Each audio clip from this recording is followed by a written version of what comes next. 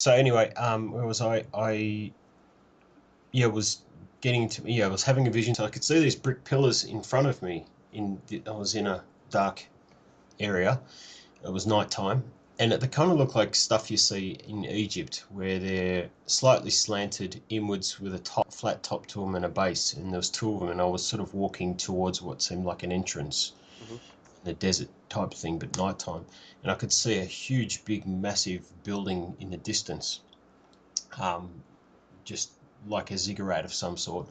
And then it came out of that building and towards me through the gate slowly was this white light. Started out as a white light, but then it got bigger and became, when it was closer, it was like a ball, like in that Soundgarden video, which was large and off-white, slightly turquoise, and had a flaming texture to it. And when it got to me, I felt really calm, and like all of a sudden my body just flicked into everything was great. I wasn't feeling terrible anymore, but I wasn't feeling fantastic. I just felt really calm and good.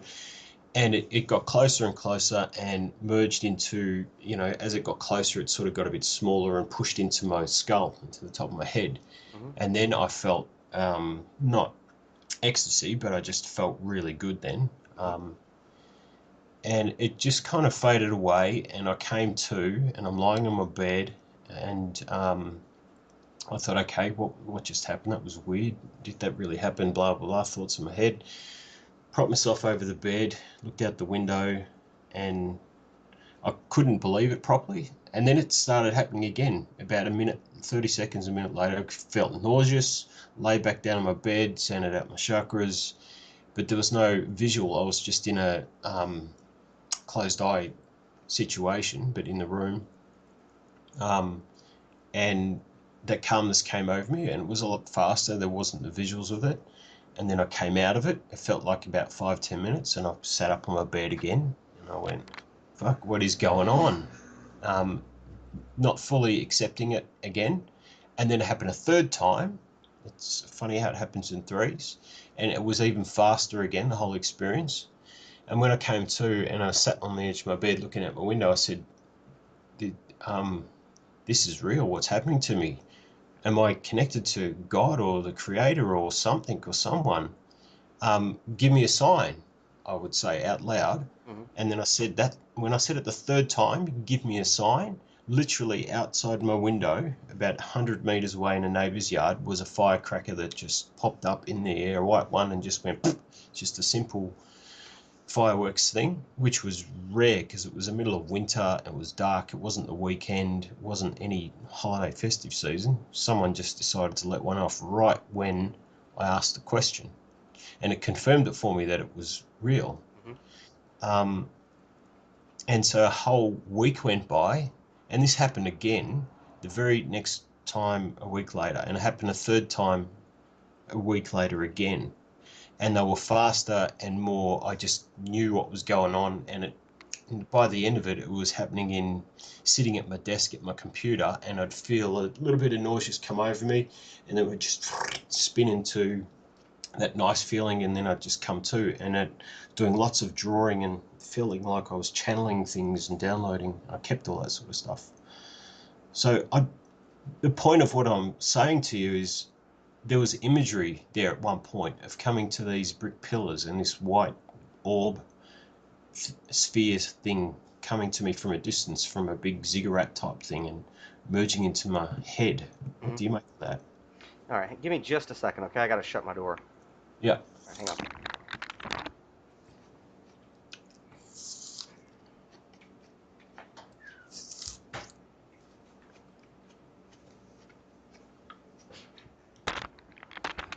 Yeah, sometimes my dog Hannibal gets a little persistent and he pushes the door open. Okay. So, before we go any further, I do want to let you know that my Skype recorder is recording. So, just I want to give you full disclosure. If Sure. after this conversation, it so far it's turning out pretty good. This may be a future podcast with your approval. Okay. All right. So, Do you remember what month in 2012 this happened? From what I tried to recall, it was around March, Okay. early March. And you had first started getting into the esoteric and the metaphysical around that time?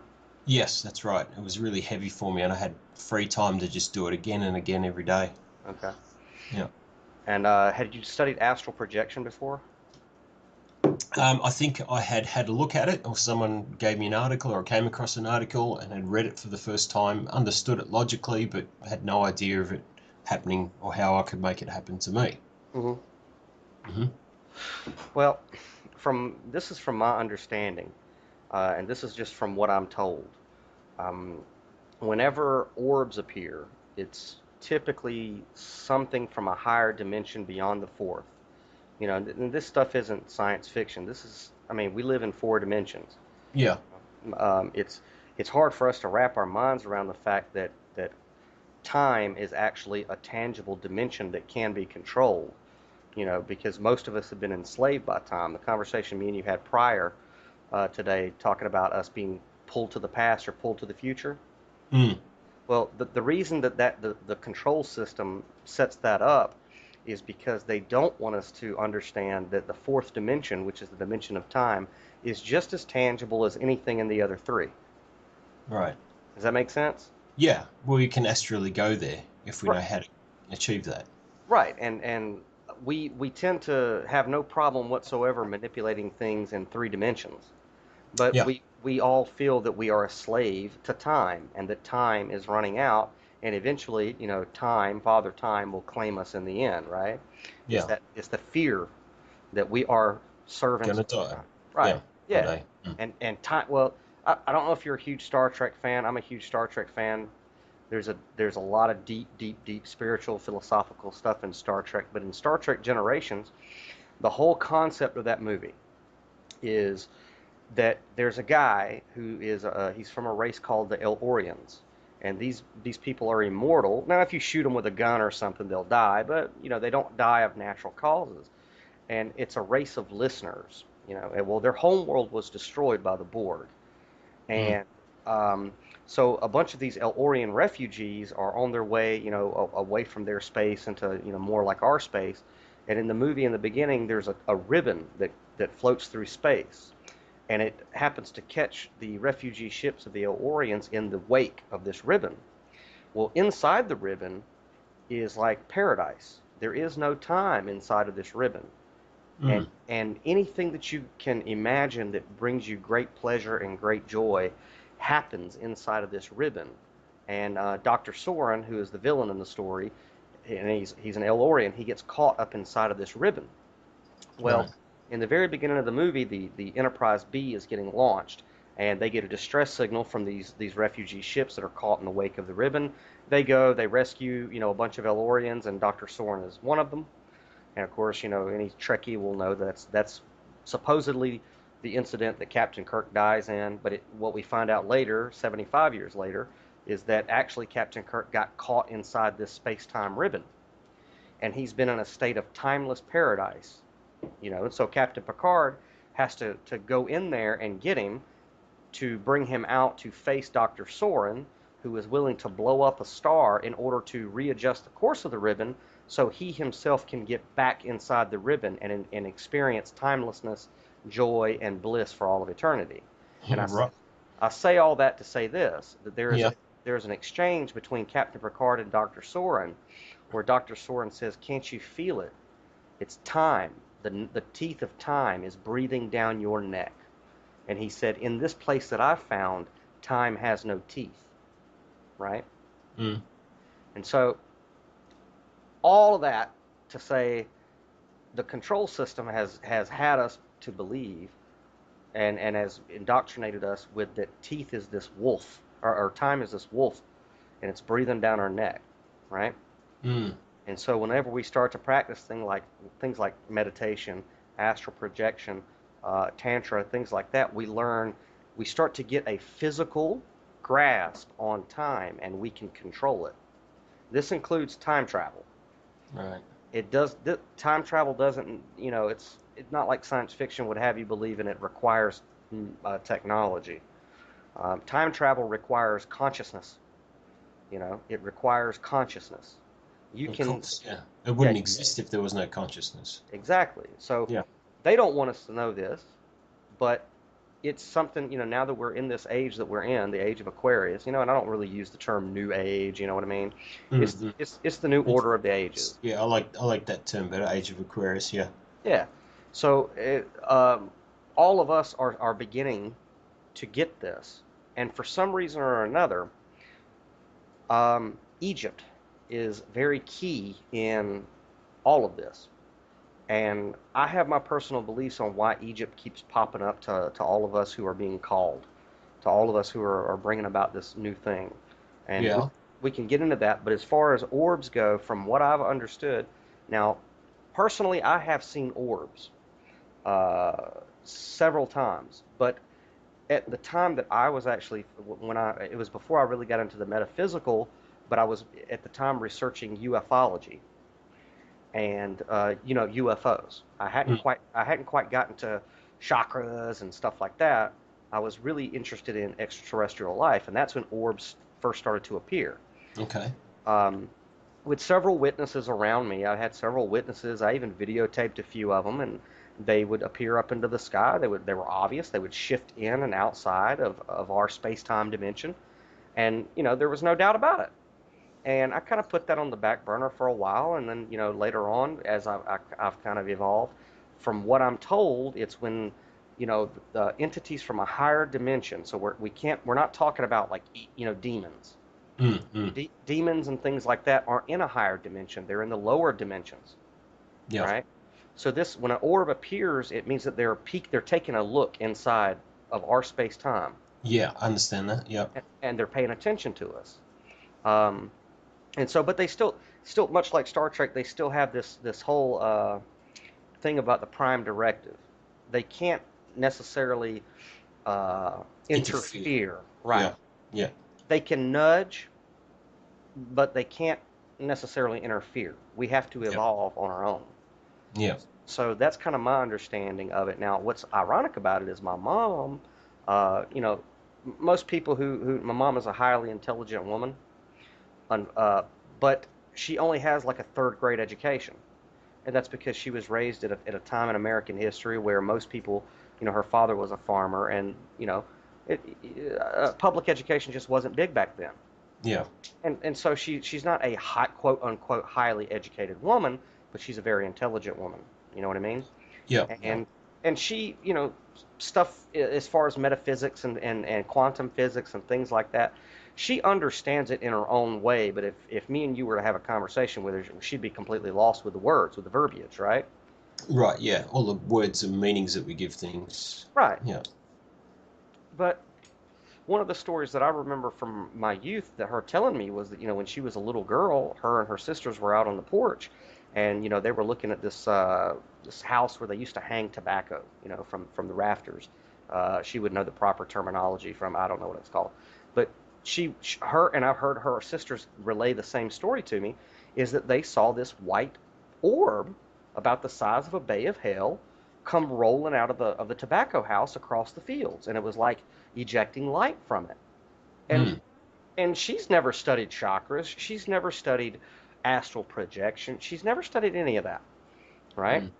mm, mm. But she remembers seeing this orb, this giant orb, roll across the fields, and there were several witnesses. Okay, so Yeah. it can't be this is not something that we're just hallucinating, Yeah. unless we're suffering from mass hallucination. Yeah. Of course.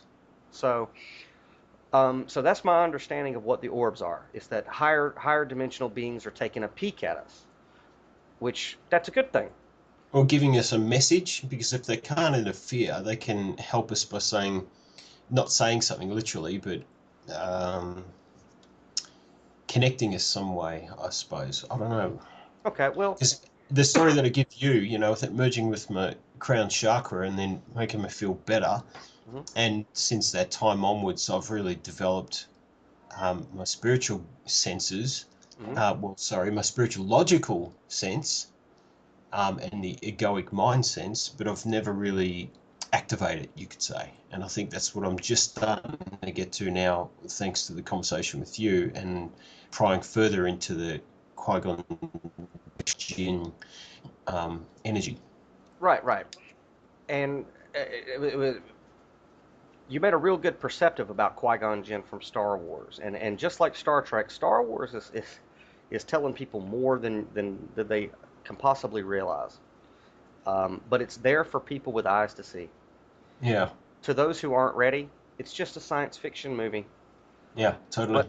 But for those with eyes to truly see the message, Mm, there is no such thing as coincidence. If you think that the new movies of the Return of the Jedi just so happen to come out, you know, mm, now, that's a I know. coincidence. No, it's not a And coincidence. and I should add there, not written by George Lucas, written by someone else. Sure. And Disney owns Star Wars now, Yeah. so it's a different mind control or message, but they still have to tell us the truth to some degree. So we've got to read, like you're saying, between the lines and see what they're really saying to Okay. us.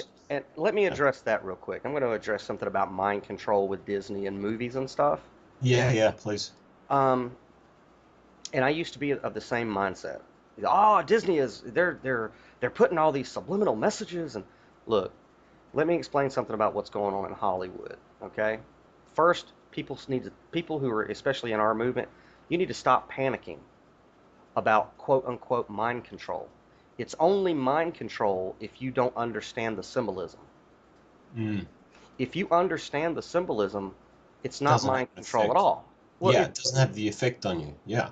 it has the exact opposite of mind control. Yeah, you're right. It's like watching television now, I can see all of the lies in the marketing and the ads. I can see all of the distraction and carrot dangling in the shows that they give us to Hmm. keep us egoic and base level consciousness. Right, And beyond that, I can see that. And that makes me more powerful to be able to communicate that to other people to wake them up. right. Well, Yeah. like for example with Disney, okay? Disney's buying up everything, and and we have to keep in mind that there's always going to be levels of people who are becoming awake. And if we go back, like I don't, most people start off this way. You work a 9 to 5 job, you accept the world as it is, and then one day somebody like Alex Jones comes along, and then they scare the living hell out of you, and then you come Mm. to like you have whatever exposure it is. It could be the fact that 9/11 was an inside job. It could be that cancer is a joke and that there's been a cure for it. It could be that the Federal Reserve is actually a private. Whatever it is that changed, made you had a paradigm shift. Mm. It typically scared the hell out of you, Yeah. and it's much like an alarm clock. Back a few years ago, before we had the technology with smartphones and stuff, most everybody had an alarm clock that they would set, and of course, whenever it went off, it would go and scare the living hell out of you. Yeah. You know what I mean? Yeah. Or a bell, and it would shock you awake. Yeah. Okay, and on a massive scale with the awakening, that's what had to happen for us to massively wake up. We had to have that shocking alarm of fear to wake us up, right? Mm. But you can't stay in that place. Okay? Now, I don't Mm. know about you, but I never liked those alarm clocks because I didn't like waking up in trauma. So Yeah. now, with a smartphone, I have a nice app that starts off at a very low tone, and it's like nature, and then it gradually, gets louder and louder and louder until I wake up to the chirping of birds or crickets or whatever my alarm is Yeah. set for. Yeah. So instead of waking up in trauma, I am carefully, calmly, and lovingly brought out of sleep and into the It's waking in a world. natural way. You could say if you're living on the land in the bush, that's how you'd wake up. Yeah. Exactly. Mm. And so in the truth movement, we have to remember that too. And so when we talk about movies and the symbolism in movies, there are still going to be like Freeman Fly. I'm a huge fan of Freeman Fly, and the last time I really checked out his material, he was of this mindset that Disney was running something called princess programming, and that they were, basically mind controlling all the girls to be little princesses, and they were mind controlling all the boys to be warriors with guns and Star Wars and all that. Okay, well that's great. If if you want to be paranoid about all that and you're still in that place, that's fine. But it just means that you're not really seeing the symbolism. And Gnosticism is not a religion. Gnosis is not a religion. Gnosis is underneath every religion, period. Gnosis will be here a billion years from now. It has been here a billion years ago. Gnosis is the truth. And what Gnosis is firsthand knowledge. Like, for example, if I say, Ryan, this is what I saw and this is what I was told by firsthand experience, and then you say, I believe you. Well, now we have a religion. And the reason we have a religion is because you are putting faith in my firsthand experience. Yeah. Okay? Yeah. Now, Gotcha. now, and then maybe a whole bunch of other people believe, you, and then they in turn believe me, and now we have a religion. Well, that's not gnosis. The only person that has any kind of gnosis is me, because Mm. the experience happened to me firsthand, right? Yeah. Yeah. Yeah. Now, let's say you have an experience like you just relayed to me about the orbs. Is there any preacher on the face of the earth that can come to you and tell you you did not experience that? No, of course, because it's only me. It's within me. It doesn't matter what I say to someone, whether they believe it or not. I know it to Right, be. Yeah. right. And nobody can take that away from you. Yeah. That is gnosis, firsthand knowledge, right? Yeah. So that's what Gnosticism is. That's what gnosis is. Well, it And says it in the word, right? No, sis. yeah, I know, and it's the thesis of knowing. right. Like it's. It's knowledge that that you have gained firsthand. Mm. So with that being said, symbolism. A great book to read is Carl Jung's Man and His Symbols. Okay, Yeah. symbols and symbology are neutral. A symbol is neutral. Um, and it's like I said to you earlier, magic or spells or symbols, they're all neutral. So it's like a knife. You can either cut me with it or you can cut me a piece of bread with it. Mm. It's who's using it and who's interpreting it.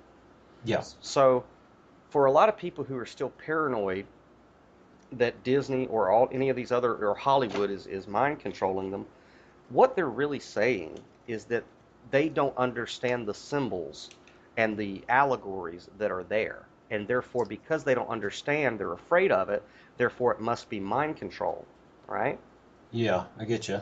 Like if we walk into a Christian church and we say, Pastor so and so, what do you feel about Star Wars? They're going to sit there and they're going to tell you it's of the devil because it doesn't mention Jesus Christ. It talks about a force, it talks about manipulating the force, and that's all of the devil, okay?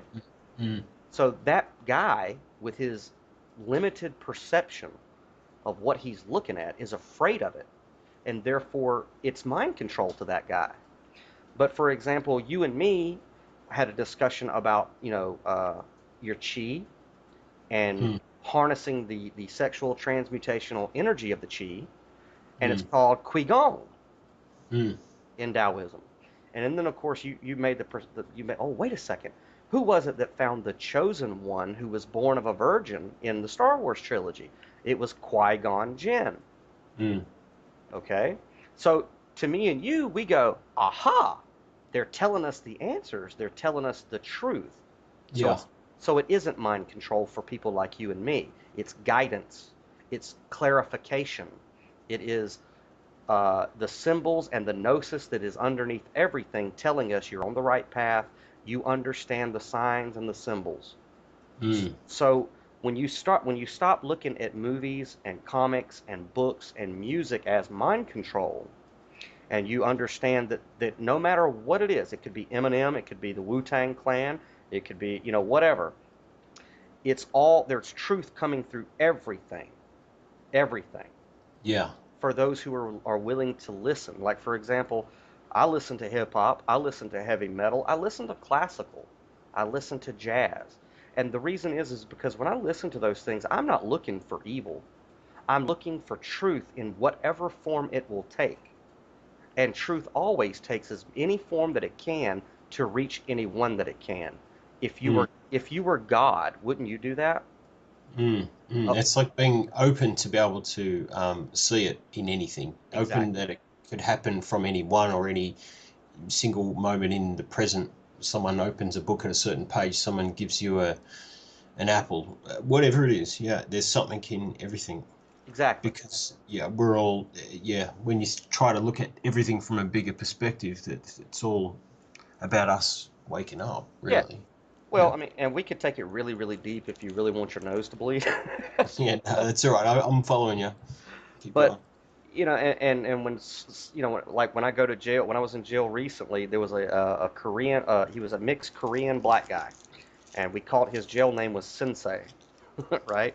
Right. He's a great guy, and he gravitated towards me, like a lot of people do. They just, I'm not, I'm all I am is resonating on a certain frequency, and people who are ready for information come to me.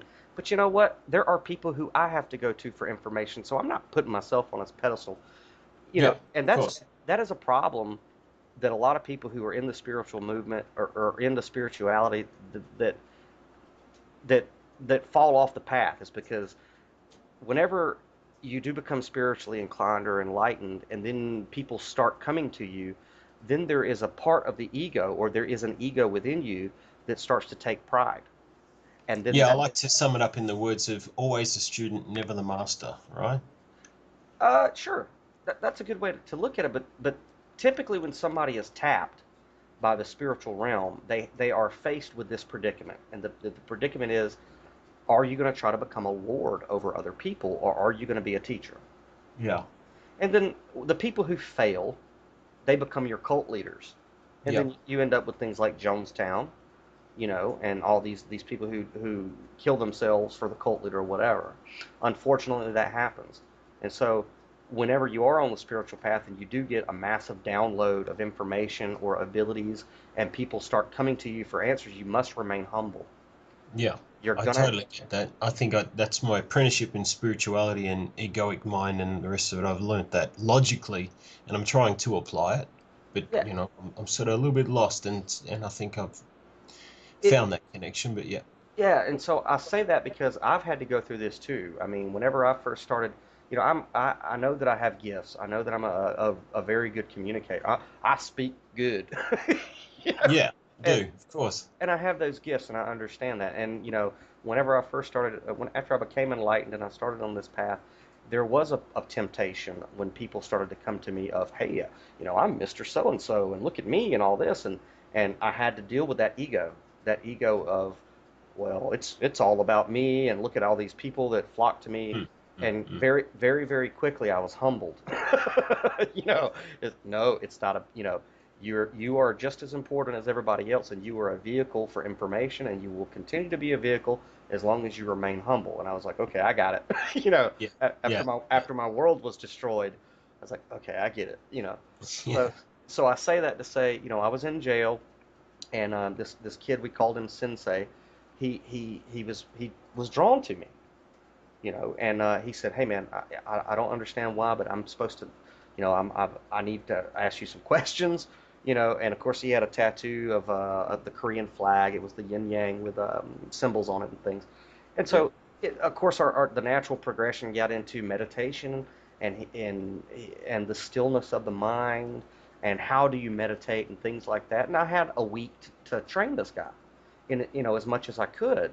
And he said, "Well, how do you meditate?" And I said, "Well, there's no right way to meditate and there's no wrong way to meditate." He goes, "No, no, how do you meditate?" I said, "To tell you the truth, man, some of the best meditations I've ever had is I'll go out into my Zen garden, I'll light me some incense, I'll put my earbuds in, and I'll listen to Eminem, or Mm. I'll listen to Lil Wayne." Whatever way works for you, whatever gets you into that zone, right? Yeah, I mean, you can find enlightenment by listening especially Lil Wayne, because that dude is so profoundly enlightened. It's not even funny. But but most people don't see it because they see that physical shell of, Yeah, oh, he's a rapper, he's got all these tattoos and all these gold teeth, and they're completely oblivious to the fact that this guy he is an enlightened teacher, and yeah, it's his role to take that enlightenment to a certain group of people who may or may not understand exactly what they're receiving. Okay? mm. Mm. But they're ready to hear it. That's their next step, Right. their next level of understanding something. Yeah, Right. And it's like the Apostle Paul said. He said, I have become all things to all men so that I may save some, right? Mm. When you're in the spiritual movement, if you are a spiritual transmitter of information and gnosis, you have to be a chameleon. You have to be able to take your gnosis and be able to translate it into the language, the culture, and the art of anyone that you come in contact with. You can't sit there and ostracize people because of the way they dress, the way they look, the culture that they come from. Christ Mm. himself didn't do that, you know. Mm. There's a beautiful picture that I found somewhere of a modern day Jesus, and he's hanging around with a bunch of, ghetto guys with, 40s of malt liquor, playing spades and tonk and all that. But that's perfect. If Jesus of Nazareth was walking around today, that's where you would find him, Mm. right? And so we have to stop putting barriers up about, oh, this is mind control and that's not enlightening. And there's several people who I still respect and still I get information from who's they're still kind of in this mindset. Oh, Yeah. don't listen to that music, it's trash. Well, okay, maybe it doesn't speak to you, but there's enlightenment there. um, Yeah. I and completely get your message, Daniel. And that being said, I still watch all of these movies and I still get um, a message from it. I kind of just naturally force myself to do that. And I think a way of saying it is it's kind of understanding the culture around you and what they're going through and what they're seeing and what they're experiencing and what their egos and their minds and their fears and their things are going on for them. So when someone does come to you, you can talk to them in a way that they understand, like who's the football player that they most like and what he's doing and stuff, and you can relate to them right, at that level of relatedness, right, right? And it's keeping ourselves in the picture and being humble at the same time. Oh right. my God. But It's really good what you did is I think you've rounded it out for me what it is I already understand, but not completely in a full logical sense, because I do drop the mind control bomb and I do complain about it a little bit here and there. mhm.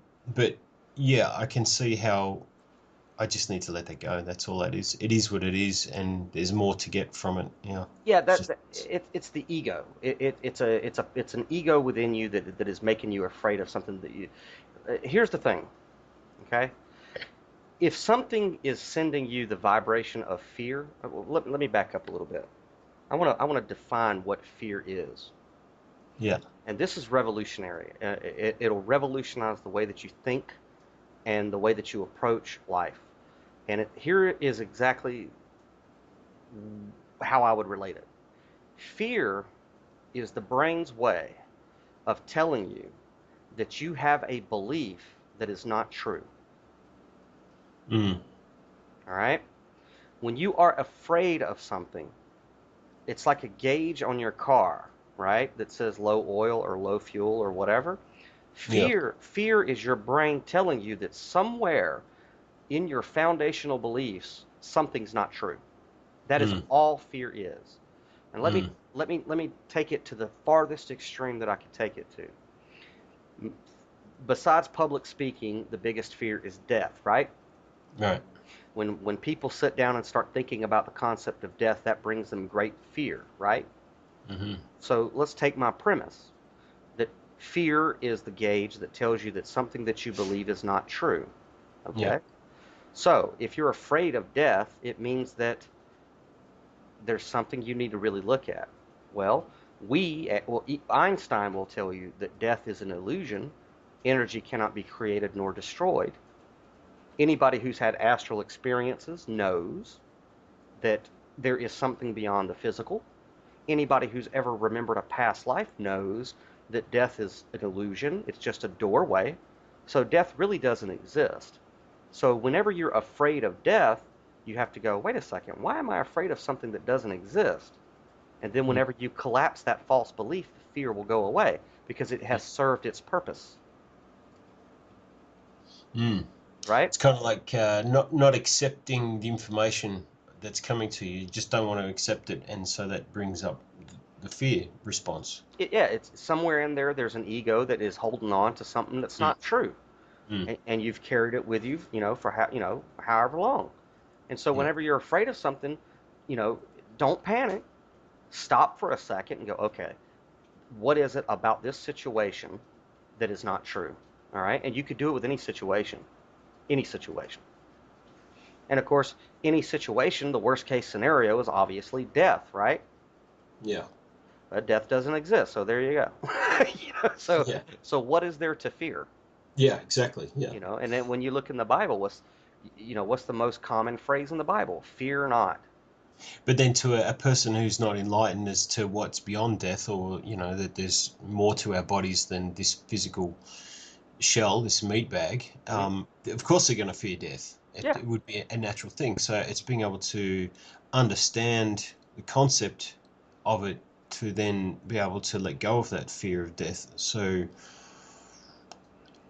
if we bring it down away from the extreme level of death, you said the other one was fear of public speaking. Let's talk on that one, because that one's probably a better way to define it. Because I think when you try and define it as just death, I get what you're saying, hmm, but a way to communicate better to people who don't understand why they're fearing in the first place. So getting up and speaking in a public event, and your body's going crazy, what's going on is, am I going to do this right? Everybody's watching me. What if I fuck up? And all of, 1,000 thoughts of what could be going through the head whilst you're trying to communicate at the same time. hmm. Well, this one's a little bit of a difficult one for me because, since I was a kid, I knew that I wanted to be one of two things, a writer or an actor. But I knew Right. one way or the other I was supposed to communicate to people on a massive scale. You know, Yeah. um, and so I've never, it's a little difficult for me to relate to the fear of public speaking because I've done it. And I will say that I guess the way that I can relate is there is an adrenaline rush. Like Mm, when I was doing the Zen in the Car radio, a few people would ask me, "Do you ever get nervous?" I said, "Every time." mm, Right before air, every time I would get nervous because that meant that I care. But as soon as I went to air, or as soon as I stand up in front of a crowd with a microphone or whatever, that nervousness becomes adrenaline, and I get off on it. But so I would imagine that the fear of public speaking really boils down to rejection. Re- yeah. Yeah. Rejection. They're Uh, going to judge me and I'm not going to be good enough, and they're going to next sort of yeah, thing. Same yeah, with musicians who perform on stage, and myself being a musician, being in that position of the butterflies, the nervousness beforehand, and the more gigs that I did, the less it was. But the thing was, it was always there, yeah. and you get so mastered at it that as soon as you play that first note, it's just a background thing, like you said, that just fuels your adrenaline to have a great show. Yeah, for people who are accustomed to being on stage, it's like surfing. Yeah, and so I think that energy, that adrenaline, is there for a reason, because when you can connect into it in a positive way, it enhances your performance, Hmm. right? So it's there for a reason. But those that aren't experienced or understanding of it, it just becomes a fear energy. Yeah, So it's energy in itself. It's just which way, the same as we're talking about what movies we watch and what Disney's doing and the symbology of things. It's just another way of describing, here's some energy that's about to happen to me, or I'm in the process of it happening to me. How am I going to use that energy? hmm, yeah.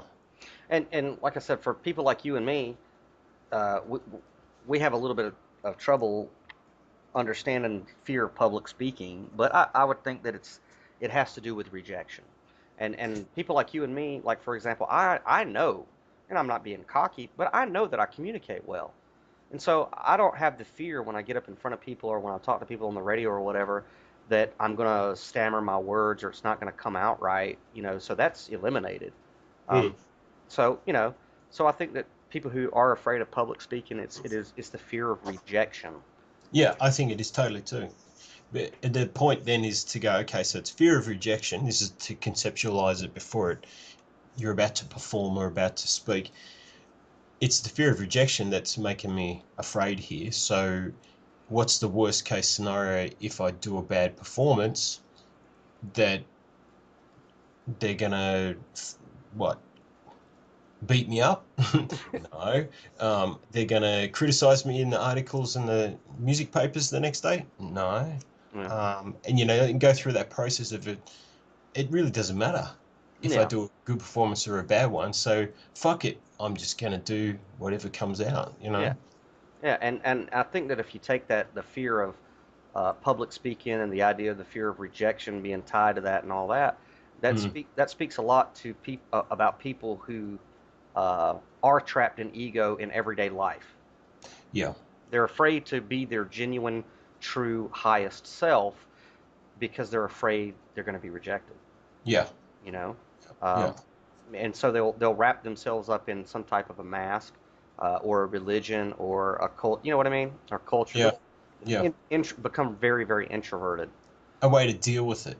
Yeah, and it's like going into a safe little shell, Mm. to where they don't have to bare their soul. Thankfully my dad, I'm going to be crass about it, but if there's anything I ever learned from my dad was he would tell me, he'd say, "Son, don't give a fuck what people think about you. They'll think something different tomorrow."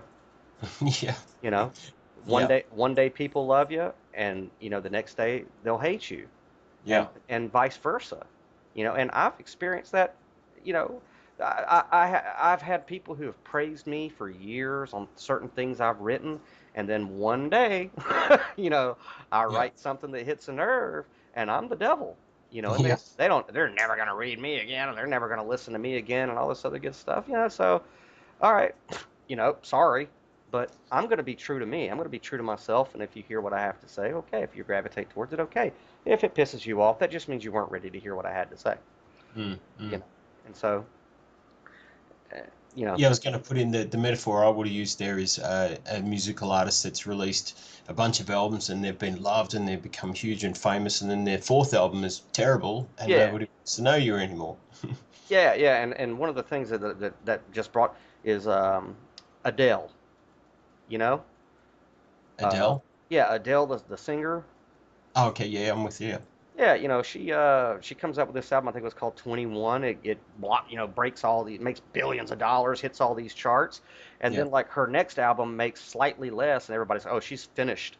It's yeah, like wait a second, wait, you guys just went and made her a multi-billionaire off her first ingenious album, and then the next one maybe it had one or two tracks less, or maybe it wasn't quite as good as I don't, and then you would just yeah. you want to crucify her, Mm-hmm. and that's just the way that people are. Right? Okay, like Little Buddha or Buddha, Yeah. Siddhartha. Um, and like I said, I highly recommend you watch the movie. I mean, it tells the story of Siddhartha, but I find that, I've read the Siddhartha book before. What was it called? Just think it was just called Siddhartha. Anyway, keep going.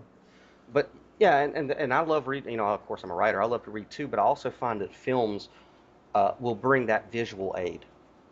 Okay, Mm. Mm. and like I sent you a clip earlier of the cobra coming up his back. Well, it's one thing to read that, and it's one thing to have somebody tell you the story, but when you visually see the symbolism of the Kundalini rising over his head, Yeah. it becomes powerful on a different level. And so Yeah. movies are great. They're great for enlightenment. You know, Mm. uh, you know, you'll see. I've been criticized. Oh, you're supposed to be so enlightened, and you're such a pop culture. You got all these movie posters, and you watch movies all the time and talk about movies. Yeah, you know, Mm. I live in the year 2016, man. Yeah. If we go back 2,000 years ago, we didn't have IMAX, we didn't have movie theaters, so people like Jesus had to do what? Use parables, tell stories Yeah. to relay high information. Well, now we live in an age where we can tell high concepts of spirituality in a visual way, and we call them the movies, Mm. right? And Yeah. Yeah. so why am I not enlightened? Because I'm quick to pull from pop culture. That's going to be easier for me to relate to somebody than taking them through scriptures that are 5,000 years old. Totally. If I'm trying to get somebody enlightened, I have a few choices here. I can either try to explain what all these strange words in the Bhagavad Gita mean, or I can say, here, sit down, watch The Matrix with me. This Yeah. this is enlightenment. What's going to be Yeah. quick? What's going to be quicker here? You know what I mean? Yeah. I totally get you. It's what I was saying before, is being able to still immerse yourself in the present moment and the present culture so that you can relate to people the message it is that is there for them to get or for yourself to get. Exactly. So Yeah. with that being said, I say rent the movie Little Buddha. You want a crash course in Buddhism? You want to understand the middle way? Rent the movie Little Buddha, who coincidentally has Keanu Reeves Mm. playing Buddha. Well, when he first sets out in enlightenment, he joins a group of people called the ascetics, And these are guys who have renounced the material world, and they basically kind of just hang out in the woods and take a vow of silence, and they contort their bodies and do all these weird things, and they're waiting for enlightenment to slap them in the head, you know. Mm. And so Siddhartha, he's just beginning on the path, and then he has this profound experience in meditation, and then all of these aesthetics that are around him, they become his first followers, right? Yep. And so he stays out there with them for 6 years. He only drinks rain. The only thing he eats is the droppings from birds and maybe a grain of rice for 6 years. These Mm. these other guys are following Siddhartha, right? Yeah. And his dedication to the path. And then one day he's meditating, and the river that's beside him, there's some fishermen and a musician, playing a stringed instrument. And he overhears a musical teacher teaching his student. He overhears him say, if the string is too tight, it will snap. If the string is too slack, it will not play. Very Yeah. simple phrase. And in that second, Siddhartha said, oh my God, he's absolutely right. We must, in order to find enlightenment, you can't go to one extreme, which is to tighten it, or to another extreme, which is there is no control over it. He says Mm. there must be a middle way, Mm. right? And Yeah. so he goes into the river for the first time in 6 years, and he bathes. And then a young girl, sees him, and then he breaks his vow of silence, and he repeats, if it's too tight, it will snap. If it's too slack, it will not play. And so this girl brings him rice, and it's the first real food, a bowl of rice, that he's had in 6 years. Okay? Yeah. And now all these aesthetics that have been following him for 6 years see him bathing, hear him speaking, and see him eating, and they say, "You have broken your vow. We can no longer follow you." you know. And Yeah. so Yeah. they leave, right? Yeah. Yeah. And so then, okay, fast forward, and we get to Jesus of Nazareth. One day, ironically, after he feeds 5,000 of them with fish and bread, right? He's Yeah. got he's got 5,000 people listening to him, right? Mm. And then he says something. He says, unless you drink of my blood and eat of my flesh, you can have no part of me." And because it's a dark saying, and because the 5,000 people did not really understand what he was saying, bam, in just a second, he's right back down to 12 disciples. Okay? Yeah. You Yeah. know, the rest of the 5,000 totally abandoned him. So, as people who are on the path, you have to be willing to step into the role of Siddhartha and of Christ and of Krishna, and you have to understand some days you're going to have 5,000 people listening to you, and then in a split second you say something that they're just not ready to hear. Bam, you are insane, you are demon possessed, you're a wine bibber, we're out, dude. Yeah. Yeah. And so it's rejection.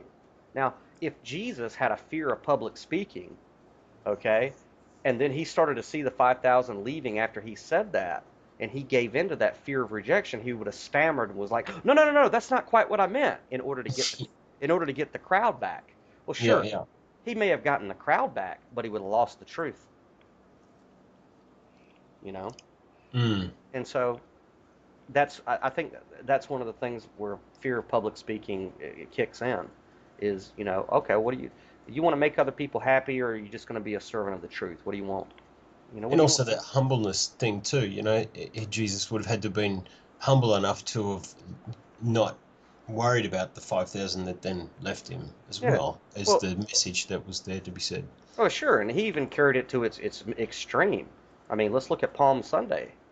Everybody was, they had the palm leaves and Hosanna, Hosanna, blessed is he who comes in the name of the Lord. And then 3 days later, crucify him, Mm. you know, and Mm. he was just, you got to be that guy. You have to be that guy if you're really gonna get into enlightenment and really reach a place of contentment and peace and all that. Yeah. So I don't know how we got onto that from orbs, but I think it started with mind control about Disney and oh yeah, yeah. And so yeah, Star Wars. yeah, so as far as like the, me and another guy who's been talking to me and asking me for guidance and everything, which I'm humbled, you know.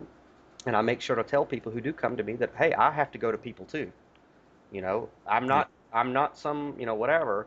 There are other people who are guiding me, and it's their job, and there are people who are guiding them. This is a never-ending evolution. Mm, There's always somebody above.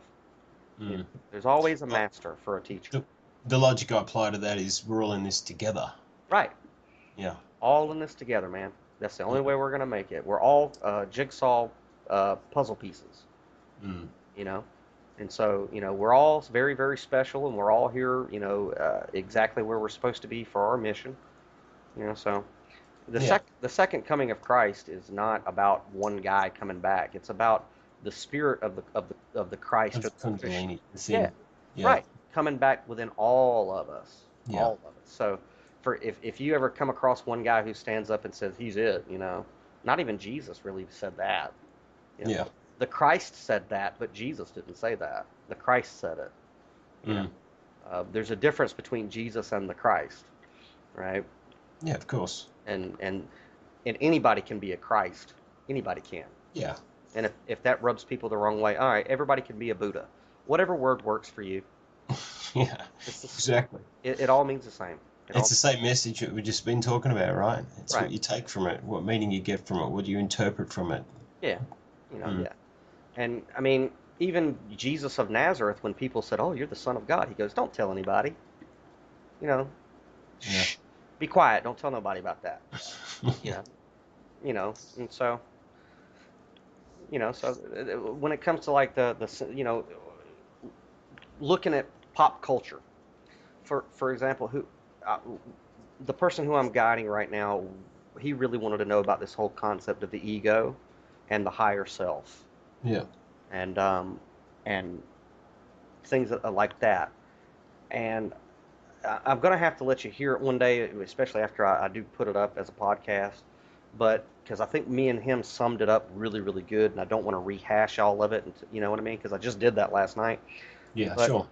but he asked me. He said, it seems like you're so much further along, and it seems like you are able to connect seemingly random things in such a way that people can understand it, or that I can understand it.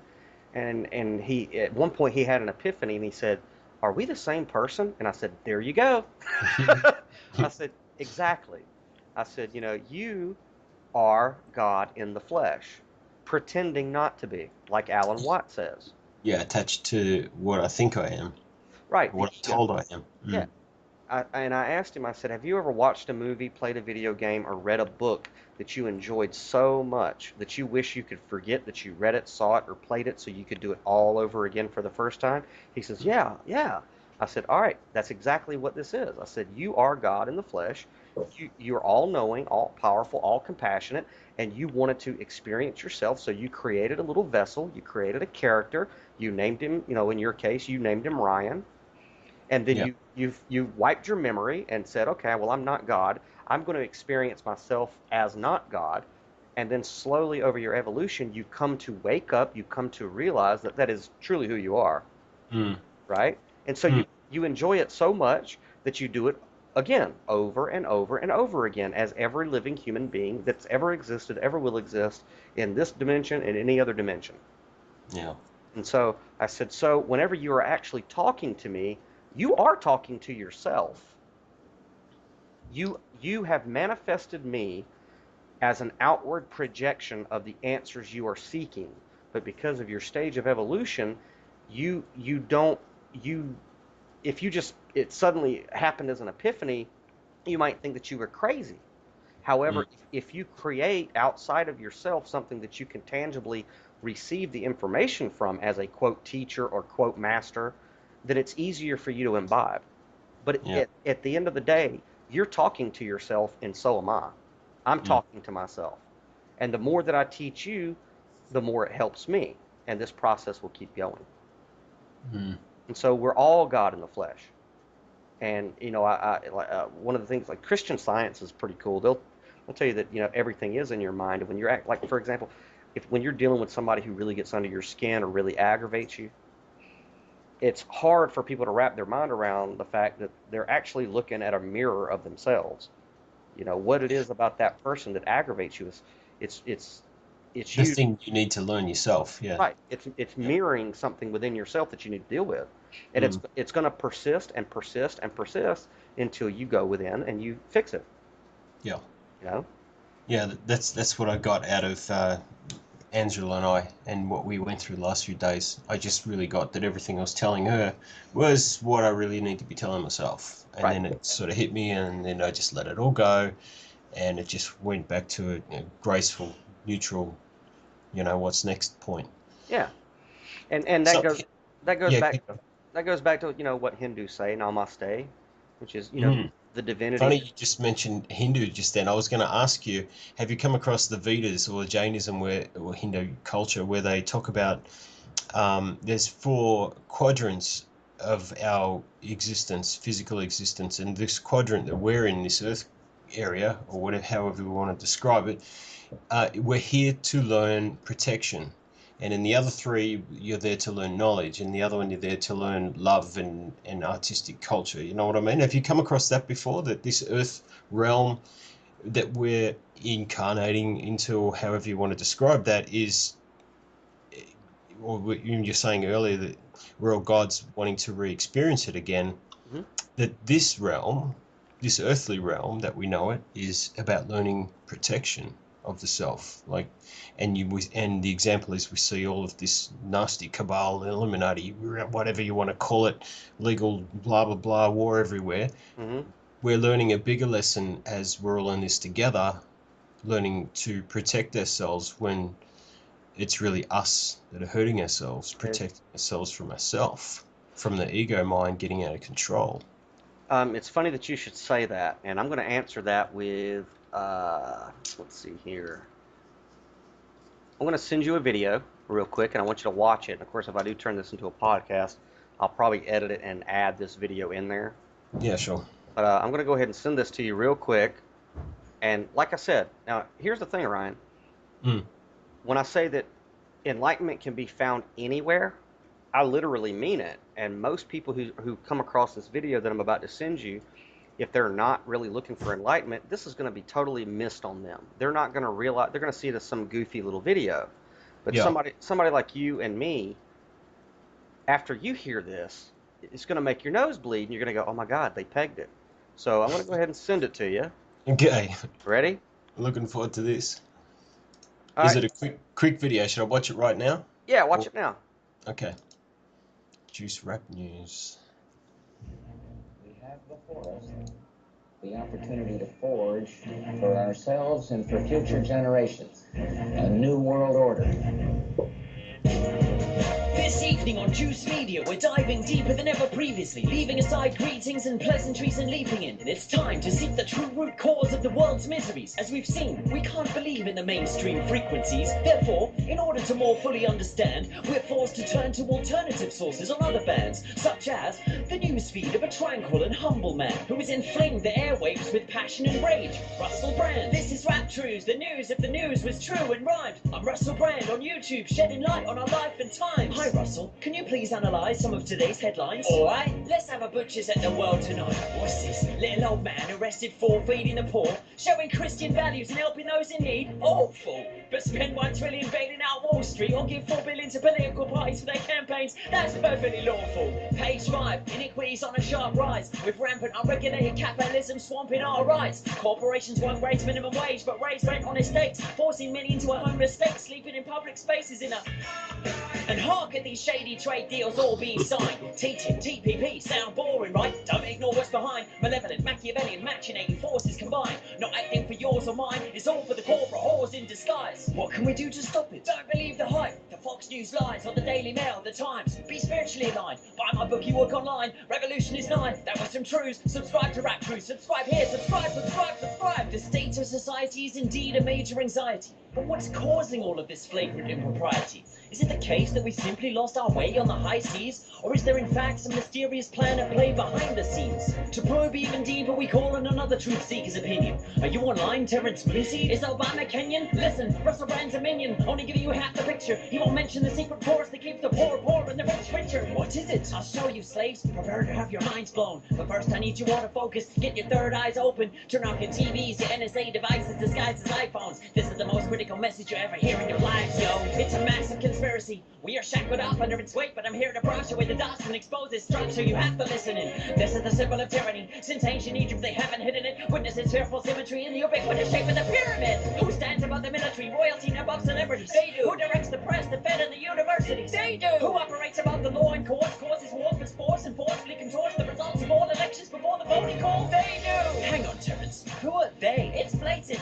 Prep your brains as I unveil this. The architects and agents of the Matrix, the New World Order. They roll straight from the apex, while we, the victims, are kept restrained at the base in cages. So what can we do? We galley slaves have to mutiny. We have to expose the truth of this huge pyramid scheme of oppression and usury. Those are the tougher cowards. They fear public scrutiny. Yeah, you heard me. Show yourselves, Illuminati. End this lunacy. Check it. I represent the New World Order, the banks, the government, Monsanto, Katy Perry music videos, Super Bowl halftime shows. All of these things implausibly tied together into one theory. I'm a builder. Berg, this world is like a video game I maintain when I lead the herd. New World Order control your life here in the dark. No builder. No, get it down, I'm cutting down anyone in my path. I'm pick up my game with razor sharp derivative, go wild, killing my foes. I'm rolling with the IMF, high equity. I grab my pen and sign them checks. Then I sidestep with high def flex. You are optimistic, now you're fucking depressed. You're just like the rest. I'm the NWO, totally unknown. You can't with my huge bankroll. I'm hard to glimpse. You can't do this, you can't do that. Yeah, who said so? I do what I like. Too big to fail, too much gold to hold. You can't with the chosen one. I own your life. I'm built to burn. William Jabber. That's right, kids, or Bill if you prefer. I heard someone call for me, so I'm here to converse. I was right. I told you all. They exist. I can finally tell the world. So, the New World Order. Can you confirm or deny it's both? Both. Yeah. See, things in life are seldom black or white, left or right. If I might be direct and forthright, please, that's what we like. Trust me, you're not gonna like it. I'm about to reveal a conspiracy so vast and silent that those within it can barely recognize it. The blatant truth is deep in the latter part of last century. As you finally emerge from your ignorance, you gradually begin to realize your legacy. Your true role in history, but couldn't deal with the reality. So to retain a sense of self and innocence, your inner psyche conceived an alter ego of pure evilness, which you could blame and ascribe with the most heinous crimes that gave rise to your current way of life. So the New World Order doesn't actually exist? Oh, it exists, and how? Ask the slaves whose labor built the White House. Ask the slaves of the day, died down to sweatshops and brothels to escape hunger. Ask most women, second-class citizens, in a pervasive rape culture. Ask the non-human creatures who inhabit the planet, whales, bears, frogs, tuna, bees, slaughtered farm animals. Ask the natives of the Americas and Australia, on whose land you live today, on whose graves your factories, farms, and neighborhoods stand. Ask any of the lists. Ask them if the New World Order is true. They'll tell you plainly, the New World Order is you.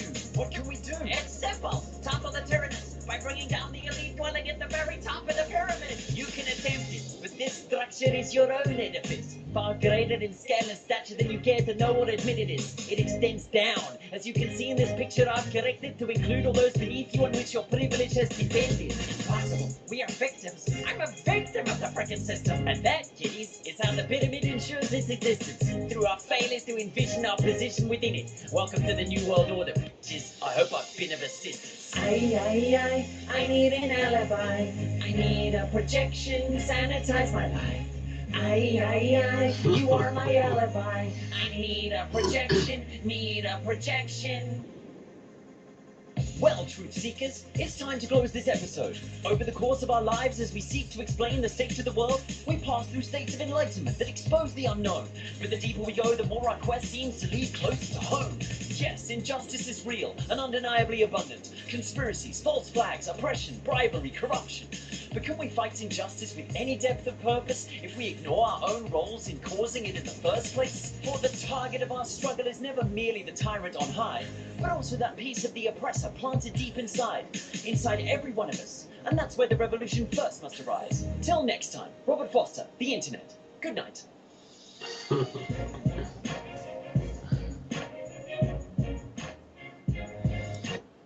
You there? Yeah. Yeah, it was great. Now, you see, okay, 124,000 people have seen that. Yeah, All right. right. And I guarantee you that more than half watched about 2 seconds of it and said, this is some silly dude making a silly video and Yeah, didn't make it through the whole thing. yeah. But you made it through the whole thing. And with the knowledge that you have at this point, that is very profound stuff. In Okay, fact, yeah. in fact, in that 7-minute video is the answer to all the world's problems. Yeah, What does it say? It says that the New World Order and the Illuminati and all that is you. yeah. So, what we've done in the truth movement for so many years is we have been David versus Goliath, right? Yeah, bitching about it. Yeah, Bitching about yeah, them. It's always them, and it's they're doing it to us, and right, it's right, right. taking away that it's it's us, it's all. Yeah. Right, and so we've been pushing, and then of course if you ask people who are still like in Alex Jones land, well, who's at the top of the pyramid? We don't know. So how do we stop it? Well, we don't know. Is it the Bilderbergs? Is it the Council on Foreign Relations? Is it the Federal Reserve?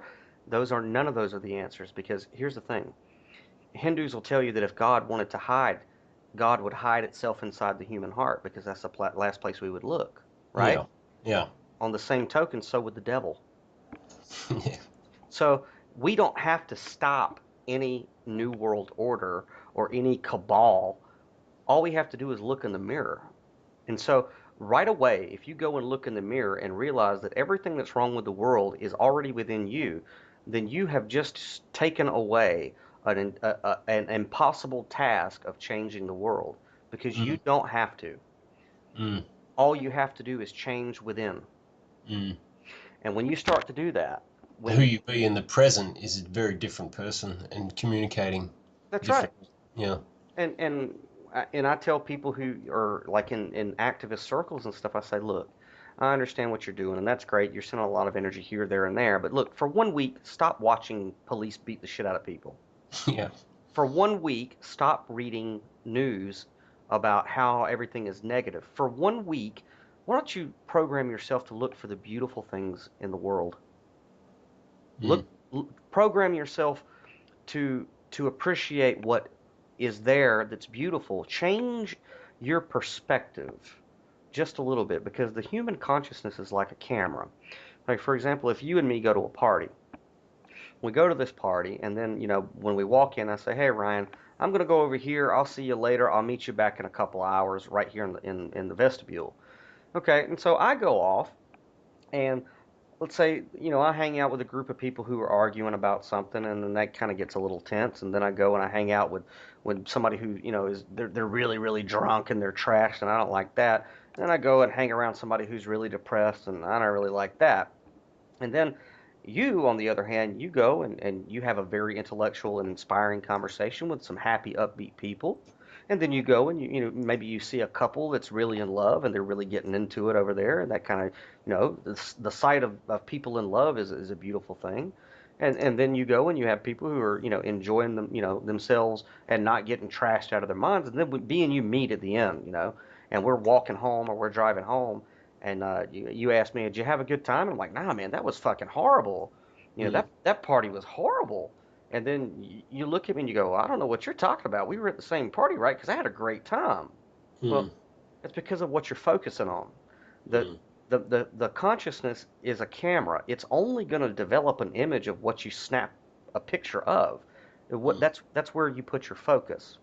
mm, And so if we are constantly focusing on the New World Order and genetically modified foods and all these horrible things, that is exactly what we're going to develop. mm. And so if we shift and we start to focus on the things that are beautiful in the world, that are inspiring in the world, and we begin to look for the good, that's what's going to develop. And so I say that to say, if you're looking at a movie and you're looking for satanic Illuminati mind control, Mm, that is exactly what's going to develop. mm, If you sit down in front of a movie like Star Wars or The Matrix or whatever, and you say there is truth and enlightenment within this movie, then that is what you're going to get out of it. yeah, That's exactly what you're going to get out of it. yeah, So it's either going to be mind control or it's going to be enlightenment. And it's really what you're looking for. And you can do it with a comic book, you can do it with a book, you can do it with a movie, you can do it with another person, you can do it with anything. Yeah. And so, like Lady Gaga, a lot of the people who are in the movie, oh, Lady Gaga is using satanic symbolism and all this. Let me tell you something, people. Lady Gaga is one of the most enlightened artists of our day. If you really pay attention to what she's talking about, pay attention.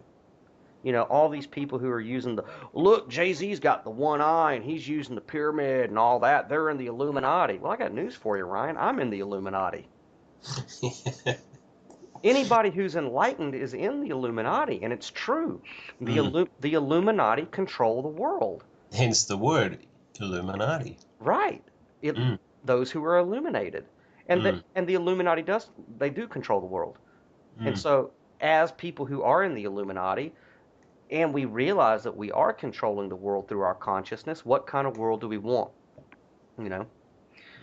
We have created this world through our consciousness. And it is the way that it is because of our own consciousness. And you don't have to change anybody's mind. You only have to change your own. You win the inner battle, the inner fight with your ego, and you have saved the world. And that's the truth. I mean, it doesn't get any more difficult than that. It is not difficult. Not difficult at all. Well, you've saved the world from your one person perspective we're in all this together, but then there's more work to be done, right? Still continuing to be that, and so others see that and are drawn to you to hear what it is they want to hear. All right. Well, this will get into the whole concept of synchronicity. Yes. Okay. Yeah. Typically, you'll notice people who talk about synchronicity are already on some type of a path of enlightenment or spirituality. Okay? Yeah. What is happening is when you start to look in that direction, you're the one who's causing synchronicity. It's you who's doing it. And so, like, if you start focusing within yourself about your positive aspects and your spiritual aspect, whatever aspect it is, your consciousness is going to start noticing that and bringing those circumstances to you. Synchronicity is not some outside force that's happening to you. It's an inward force that you are doing. Synchronicity is you. Yeah. It's like pulling yourself up a rope. That's what synchronicity is.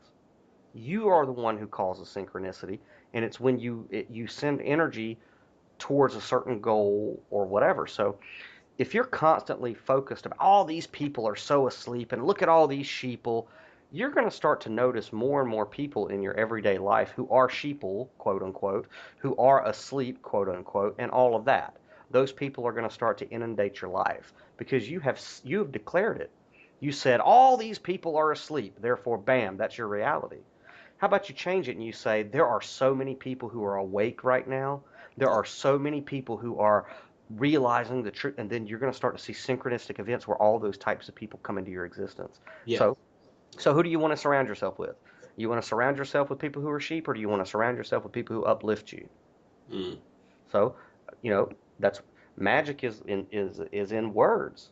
The way that we speak to ourselves and the way that we actually speak out loud is going to become reality. If there's something that you don't like for example, and I struggled with this for a long time, is everybody does. When a traumatic event happens and then you get into victim mode and then you start talking about all your problems. This person did this to me. This person took this from me. I would be happy if it wasn't for what happened here, here, and here. And then you find yourself like being stuck in the mud and you're spinning your wheels and you can't seem to get out. Yeah. And then you talk about it more and you complain about it more and it seems like you get deeper and deeper and deeper. Everybody does that, right? Yeah, I did that just a few days ago with my relationship with Angela. It gets worse and worse and worse the more you talk about it. Yeah. Well, there you go. You are breathing life into that idea, and it's so when you do it. See, I say this and it shocks people. They say, "What do you think about abortion?" I say, "I'm very pro-abortion." In the fact that every thought that you have is an embryo, and once you breathe life into it, it becomes a baby that's going to grow up. So if you have a negative thought and then you talk about it, you just gave birth to that thought. So I believe in abortion in the sense that when a negative thought pops up in your head, you need to abort it. Yeah. Abort that baby. Yeah. And Yeah, it's like, with you. like, I yeah, it's totally like get it. Yeah. it's like the Bible says. It says, if there is anything lovely, if there is anything pure, if there's anything of good report, think on these things, and the peace of God, will come upon you. I'm not quoting exactly. I know some fundamentals will get pissed off at me if they hear that, but you get the idea. Yeah, yeah. You know, it's it's positive thinking. You get a Yeah. negative thought, don't talk about it. Bite your Like the tongue. way you mentioned, the way you described that there, you said breathe life into that thought, and that thought will bear fruit in another way, me adding to it there. Hmm. And then you're creating those energies to connect and create opportunities, whether it's making something happen or meeting someone that gives you information or helps you with something. Hmm. Yeah, I think I really got that again. It's like you've rounded something off for me that I knew logically, but I haven't really gotten it until we've had this conversation of I'm creating the synchronicity. Where for me it was, yeah, I'm playing a role in it, but there's some creator, some bigger force, some God thing up there that's making the master plan, and it's all happening, and we're just an effect to it. No, no, no, no, no, no, no. I just got it finally that it's me that's doing it, but I am that, like you were saying earlier, I am the God reincarnated in my little meat bag. That's right. So I'm God, and I'm creating it. And it's like Alan Watts says, and I know from firsthand experience because when I first had the opening of my Kundalini, and then you have this realization, I'm God in the flesh. Mm. Well, you say that in India, like you have that moment, and you say, I'm God in the flesh. Then all the other Hindus will say, congratulations, you finally figured it out. Well, in Mm. America, they go, put him in a loony bin. Yeah, yeah, you know, and it's true. I know that for a fact because I have been that exact thing happened to me. yeah. One day I woke up and I said, "I'm God in the flesh," and then I was committed. you know, so Yeah. it happens every day. And if you look up, one of the main ways that psychiatrists here diagnose schizophrenia is there's always some type of a messiah complex, Mm. and so of course their first recourse is drug them. Get shut rid of that. Yeah, Yeah, shut down that third eye. This one's awake. you yeah, know, and yeah. and so but it's the truth. All of us are one. We're all one, Mm. and we need to start, looking at each other that way and treating each other that way, and And and things will change for the better, yeah. yeah, everything's gonna get better. I But in the mean, meantime, we've got a mission or a journey or a not even a want or a need to do it, but just that's that love in us. We want to help mankind and in because we're all individual gods, and we want to help each other to get to that point that you've achieved for yourself, whether it's high or low or whatever. mhm, Just mm, yeah. And so, and how we started the conversation was with orbs and things like that, and astral projection, and you know, mm, all these types of things it's us, our highest self. And when we say our higher self, ultimately, what is our highest of highest self? It is God. yeah, the creator, yeah, Yeah, the yang, the yin. mm, Uh, it's the pleroma, as Gnostics would say. It's Brahma, as yeah, Hindus would say. It's the Ein Sof. It's God. mm, That is our highest self. mm, That is who we all are. We are all cells in the body of God. And so, mm. you know, And uh, if it's energy in motion, like here's a scientific logical way of trying to understand, the way scientists say quantum field theories and string theories and ruddy, that um, the fact that I'm talking about orbs, it makes sense that the higher spiritual beings would take the form of an orb in this realm, in this time space, mhm. because that's what the creator energy, our creation energy is it's a light energetic force, and Well, it and has a consciousness, right? So it knows it wants to project itself and do something. yeah, and I also find it very ironic. I'm writing about this right now in the next chapter of the 01102332, of downloaded content. Yeah. It starts off, and I'm not going to give too much away because I'm trying to keep all of it just to the page. But I start off, and I'm talking about Plato's Symposium. If you ever read Plato's Symposium, he talks about the original man, and that when the gods created the original man, he was or it rather, it was female and male, and it was spherical, it was round. Mm. And over if you read the symposium, it talks about how the original man, and I say man as in man and woman, mankind, they were so powerful that they led a rebellion up against the gods. They were that powerful, and the gods felt threatened. So Zeus said, "We got to do something about that." And then, the gods got together and they decided they were going to cut mankind in half into two different sexes, Mm. male and female. Mm. And then that gets into the concept of your twin flame, and Yeah. the reunification of the male aspect with the feminine aspect, and being one soul, but both of you are complete, not soul mate, but twin flame or twin soul. Yeah. And so I find it funny that the way that Plato described the original creation was that we were spheres. And Yeah. and so then now you have these people, like you and me, who see orbs or spheres from higher dimensions. That says a lot. Yeah, so what I'm getting exactly to the point of what you're saying there is my out-of-body visual astral experience of this white flaming orb that came and merged with my chakra is really a metaphor for me connecting with my higher self. Sure, Finally, I got to that point where I'm connecting now. sure, Back in 2012, yeah. yeah, That's a good and way to define in the bigger scheme of things, we've entered into an age where we're going back into a golden age. it. Mm. And so all this knowledge that's kind of we've been in a state of amnesia for longer than we know, but now Mm. we're starting to remember or put together who we really really are, who we are at our highest and best self. And so It's in that's that word in itself, remember.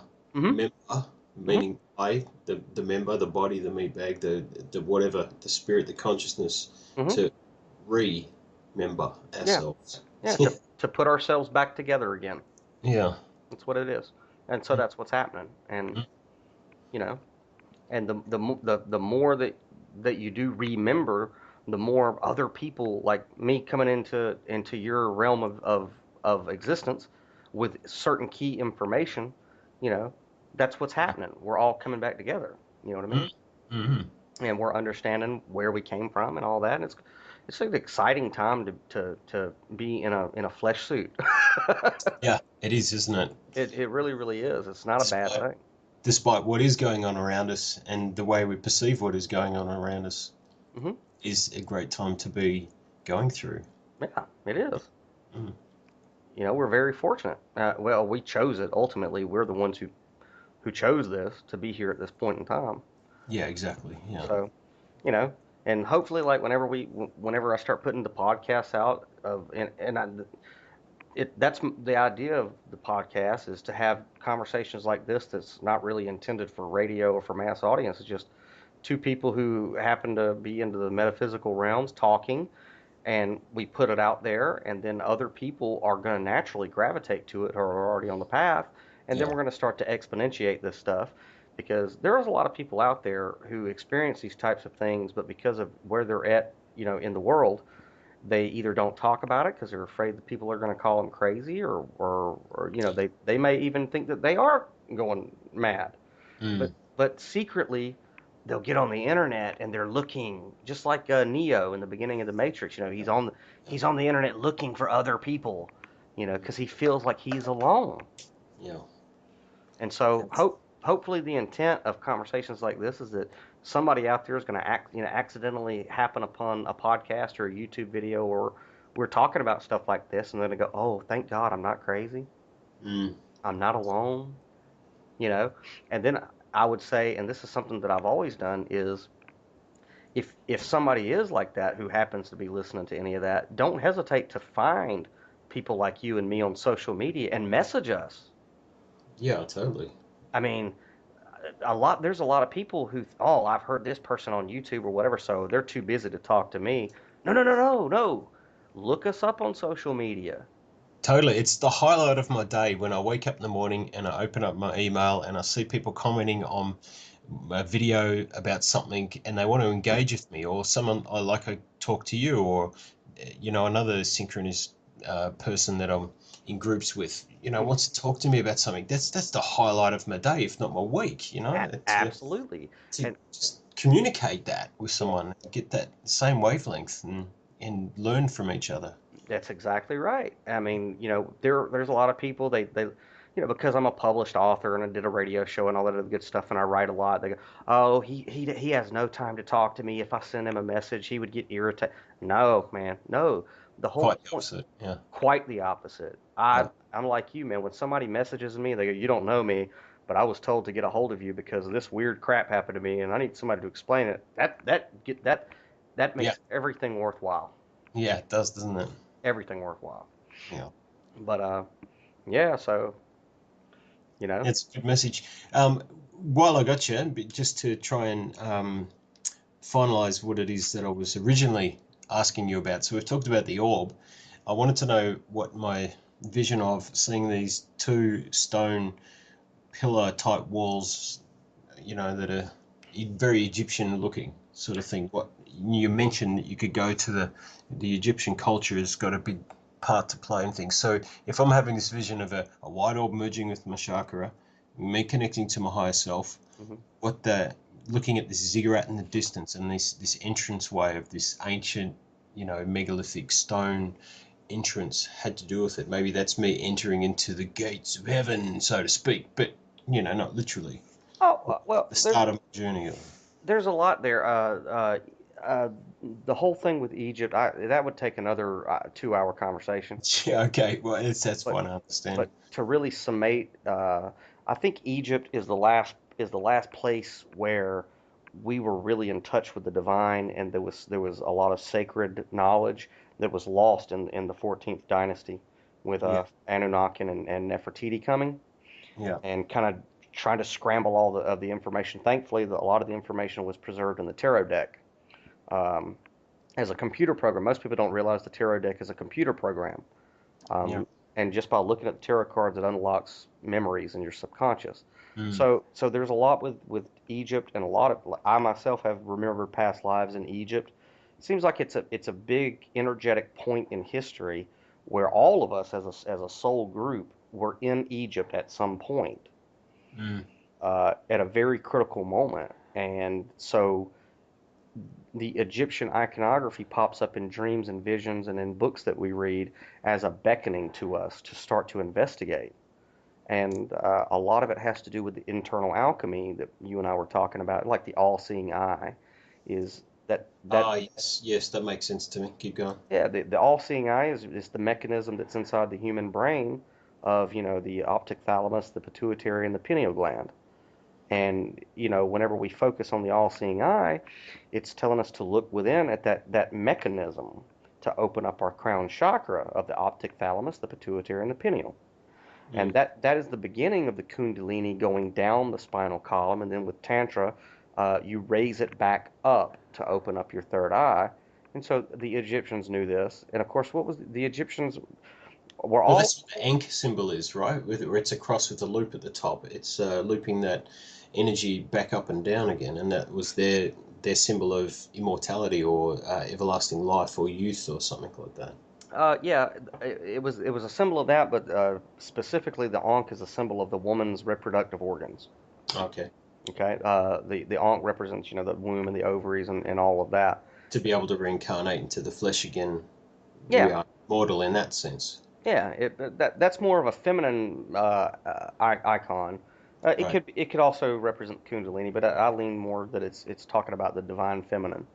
Um, and so obelisks, you're talking about a ziggurat, and I'm assuming that you're talking about when you say ziggurat, you mean an obelisk, the freestanding tower. No, no, no. When I mean ziggurat, the big building in the background, it's kind of imagine, those very ancient megalithic buildings out in the desert where they just these great big staircases going up to like a big palace made of stone. Okay, and so you saw two in your dream or vision? Now that was in the background, this big building that hmm was barely visible, sort of not at the horizon, but say about 500 meters plus away in the darkness. I could make it out. But in the foreground were the two pillars, but they weren't an obelisk. They were more like a wall that went back for a bit, made of stone, that instead of it being perfectly flat and level at the sides, it had a bit of a slope either side to it. So it was kind of like a really high angled pyramid, but it had a flat top to it. But it Okay. was a wall. So it was like an entranceway. It's like I was coming to it in an old Egyptian entranceway, and that's where the white orb came to me and went into my chakra. Okay, that's even more interesting. So let me make sure I got the visual correct. Yeah. You got two pillars, and then far off into the distance you have a ziggurat. Yeah, a big, huge stone mansion, you could say. Okay. Yeah. All right. Well, if we look at Freemasons, one of the main symbols of Freemasons is two pillars. Okay. Yeah. Yeah. The Freemasons call them Jachem and Boaz, the two pillars, Yeah. right? But everybody always misses that there's also a pillar in the middle. It's the altar, right? Right. And so, where's this idea of two pillars and or three pillars altogether, but two pillars and essentially an altar? What's it talking about? Well, Mm. remember, as above, so below, as within, so without, right? Right. So your two pillars could represent, and remember, symbols don't have just one meaning. Yeah. Symbols are always multi-layered. So I'm not going to say this symbol means just this, and anybody that tells you that is Yeah, of course. Well, I know that what it is I was seeing back in 2012 was meant to be a message for me to interpret at any point in the future to understand back then, because if I'd had that message given to me or that symbol of the two pillar walls, I may not have understood it if it was something else, or I may not have held on to it if it was something else. So right. yeah, I was Well, my higher well, self's giving me something there. I think for me, what I'm interpreting right now is that I was at the gateway, I was at the entrance, I was at the starting point of my spiritual journey, and mhm. I'm just connecting to my higher self, and it's that past, that Egyptian past. There's something there for me to go and explore now. So now you know where it is, you know Mhm. what it is. Mhm. Yeah, and it's all of what we're talking about, the sexual energy and um, immortality and all of those The things. fountain of youth, right? Yeah, yeah, And we could break it down to it's an architectural representation of the caduceus, which is two energies, yin and yang, yep, going up a spiral, yep. right? Which is your kundalini being raised up your spinal column. Mm. Okay, the ziggurat could also represent stairway to heaven. I had a lady friend back when I was in high school years and years and years ago. I'm a huge Led Zeppelin fan, and Yeah, I used to have the lyrics to Stairway to Heaven all, enframed on my wall. And she asked me, what is Stairway to Heaven? What do you think the lyrics mean? What do you think the song's about? And of course, back when I was a teenager, I was just skirt chasing. I didn't know what it meant. But now I understand what that song is talking about, the Stairway to Heaven.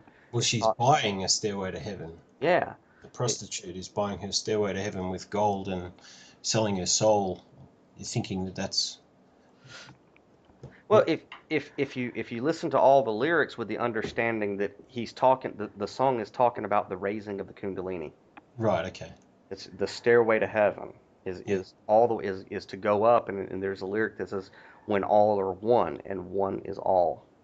Mm. Okay, you Yeah, know. I'm gonna have to go back and re-look at those lyrics, I think, and get Yeah, something more out of it. listen to Stairway to Heaven with the notion that Robert Plant was channeling information about how to raise your Kundalini, Right. and then those mystical lyrics, you're gonna go, oh my God, Yeah. you know, Yeah. the, holy crap, it's everywhere. Everywhere you look is basically staring you in the face, saying you need to ascend, and this is how you do it. Mm. And Mm. it's the harnessing of your chi and raising it back up, right? Mm. And so yeah, look at Led Zeppelin's Stairway to Heaven, and dude, you can find enlightenment in that song. Mm. There is a reason that song has endured the test of time and is the most requested song in radio history. Mm. It's because on some subconscious level, people know that Exactly. it's speaking to them. Yeah, it's not so much what the music they're hearing or the lyrics that they're interpreting. It's this unconscious knowing, isn't it? It's Hmm. just there's something that resonates completely with people and with Hmm. myself. Yeah. Yeah, it's a part of our collective consciousness that's speaking to us. So Mm. having visions of two pillars and a staircase that goes upwards, All this is it's centuries of memories trying to shout at you. Look at this. You know, Yeah. you want to be immortal. You don't want to be, a slave to the carnal death. Then here you have to ascend. You have to Mm. you got to do the work. And see, that's the flaw, the fatal flaw of Christianity or any religion. Just so happens that we were born in an era where Christianity is predominant. But with any religion, you have this one problem, and the problem is that they put the solution to immortality on one man 2,000 years ago. So if you ask a Christian, what must you do to be saved? They'll say, well, I believe that Jesus Christ died on the cross for my sins, therefore I'm saved. Well, what does that do to a person? It takes the responsibility of doing the work off of themselves. Yeah, it does. Yeah. And because, oh yeah, he did it 2,000 years ago. He did all the work, so I'm saved by grace. Well, you know what? Guess what you're never going to do? You're never going to ascend. You're never going to create a light body. You're never going to create a vessel in the astral for your consciousness to go into. And see, this is what alchemy is. Alchemy is the art and the technique of creating a body for you to incarnate in the upper realms. Okay, so if a person hasn't done the work and created that body in the astral realms and the higher realms, whenever they have quote unquote physical death, they have nowhere else to go but down. Mm. And so you have to create a vessel and to incarnate in the higher dimensions if you want to ascend past this realm. Mm. And if and Yeah, if a light body, and that's where the Merkaba words and teachings are trying to talk to. Being the light in the darkness, like lighting a match in a dark room, you are the light to Mhm, create your light bodied vessel so you can ascend. And that's right. that's, I've read that and logically got that spiritually, but then how does that actually work with me and the how and the now, right now? What do I do? I think that's the key information that I got from you today. It's great. Yeah, I mean, and I got it from somebody else, Yeah. and that person got it from somebody else. And I And was ready to hear it. I wasn't ready yesterday. I wasn't ready the day before. It was today that I was ready for that information. And yeah, I created that. I yeah, created that connection to you to manifest that knowledge that I was seeking. that's exactly right. Yeah. And and so that's really what the whole premise of internal alchemy and spirituality is we're trying to we know that this realm that we happen to find ourselves in is not where we're supposed to be. But with things like organized religion, they'll say, well, you'll it's pie in the sky, but only when you die, Mm, right? And mm. that is what keeps people trapped in samsara, the So, cycle of yeah. yeah, the cycle of death and rebirth. Yeah. I don't want to be in samsara anymore. I want nirvana. Mm, I don't want to be in this cycle anymore, period. I want to go up. I'm ready to go up. And so I have to do the work. yeah. I have to do work. And this is another thing. We can get off on a different topic. I don't know how long this will take us, but whatever. Is, especially with the sexual energies, you have to be careful with who you choose as a partner. Yeah. Because, when the Bible talks about the two shall become the one, all right, Yeah. you will start to take on the habits and attributes of whoever it is that your energy is joined to in an intimate way. Yeah. And there's a big problem that a lot of people in very toxic relationships don't understand, and it's codependency and things of that nature. Codependency is this. I used to not understand what codependency was till I realized I was a codependent. And it's this idea of you will sacrifice for another person even to your own detriment, and you're always looking to heal somebody that needs to be fixed and all this. Mm, And it's not good. You don't want to, you want to be equal with a partner. You don't want to be ahead of a partner or below a partner. You want to be balanced. You know what I mean? yeah. Um, and I know, I mean, like for example, if you're a spiritually inclined person, but your partner that you're trying to raise Kundalini with, let's say, is a drug addict or is a manic depressive or is in victim mode, you are going to start to take on those traits. Yeah. I mean, you are going to do it, and so you need to be cautious. I'm not talking to you. I'm talking to anybody who that might listen to this.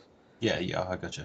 Um, and so that's also a concept where it comes into twin flames and the divine union is, you know, uh, third, fourth dimension relationships, especially in regards to sex, is fading away, and it should, you know. And I'm so sorry, but most of our generation, and as back as far as I know, people marry for convenience, Mm.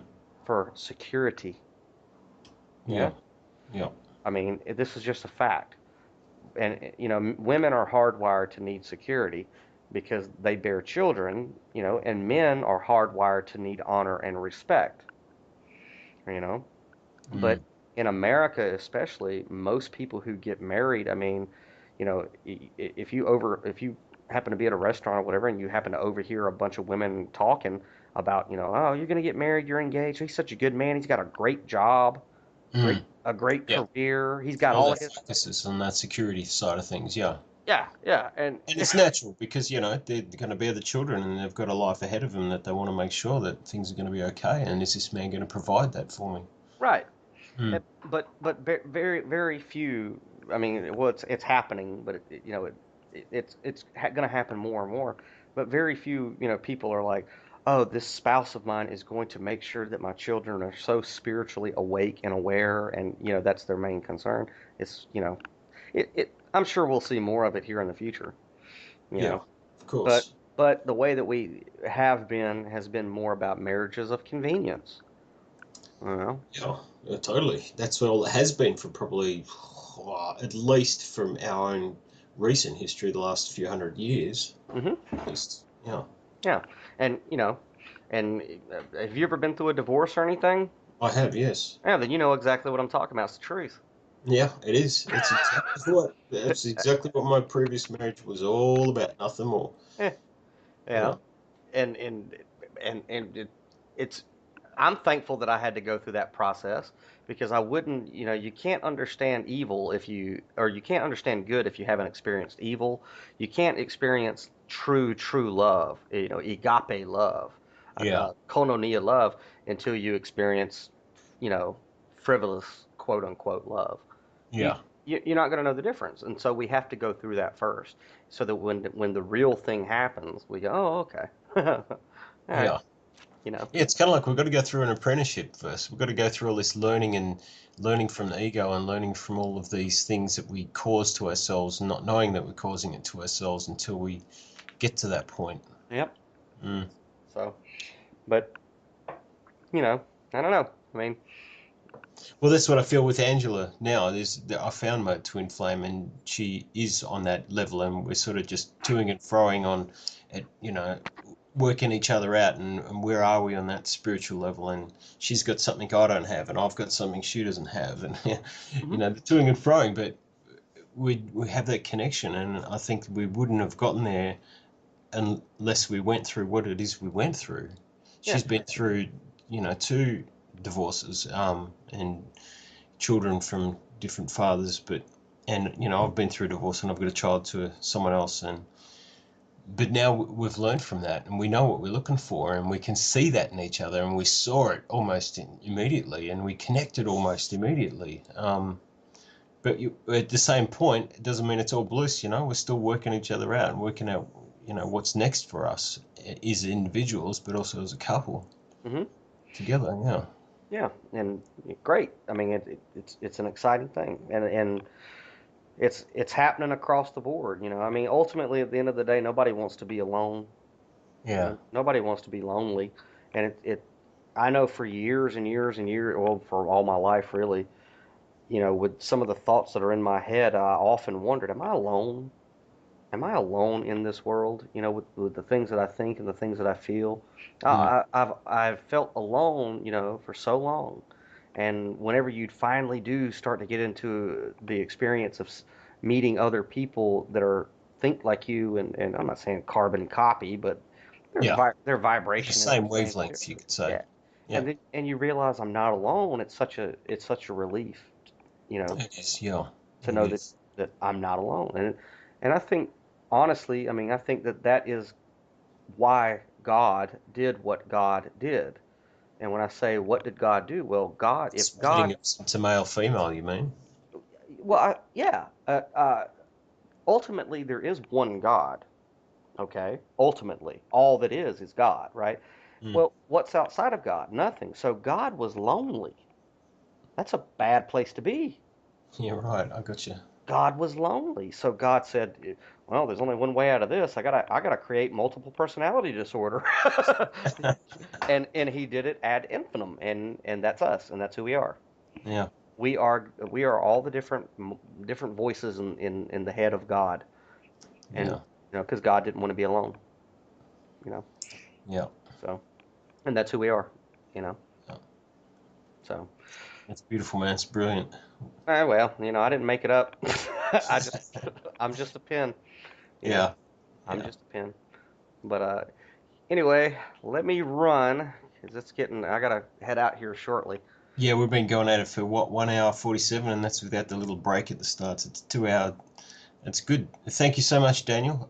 You've sort of put the icing on the cake for me as a metaphor to say, I've had the cake, I've been eating it, and I'm wondering where's the flavour. You Well, just gave it to me, gave me the flavour, brother. well, Thank you. it only gets more exciting, man.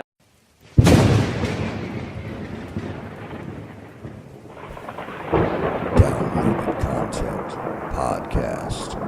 Download.